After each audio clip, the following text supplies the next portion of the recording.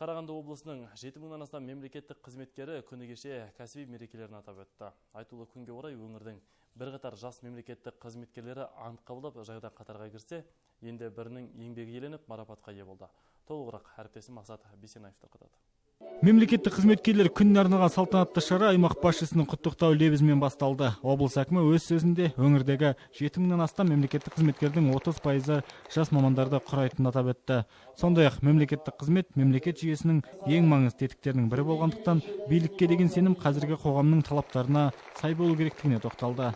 Біз де барлығымыз кезінде осы залда отырған халыққа адал қызмет етеміз деп ант бердік. Ант деген ол қасиетті ұғым, онда терең мағына жатыр. Ант берген мемлекеттік қызметшілер сіздерді өз өмірлеріңіздегі осы жауапты және маңызды сәттермен құттықтағым келеді.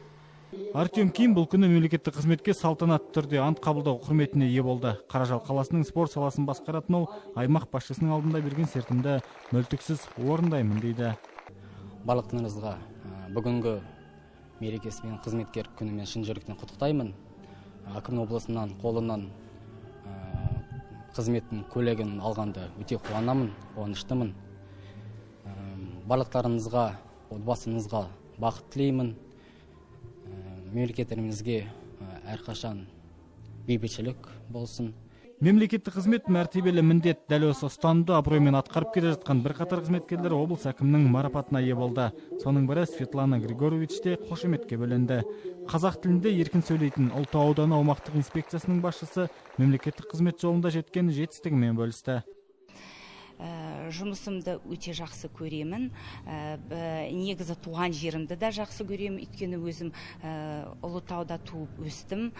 Біріншіден енді мемлекеттік қызметші өзі қарапайым болу керек, әділ болу керек. Сала мамандардың беделін көтеру мақсатында елбасының жарлығымен 23 маусым мемлекеттік қызметшілердің кәсіби мерекесі болып бекітілді. Елімізде осы мейрам 6 жыл қатарынан атап өтіліп келеді. Бұл әрине мемлекеттік қызметкерлердің мерейін өсіріп, қызметіне деген жауапкершілігін одан әрі арттырары сөзсіз. Мақсат Бисенаев, Мұрат Төкенов, Роман Капулов, Сарыарқа телеарнасы.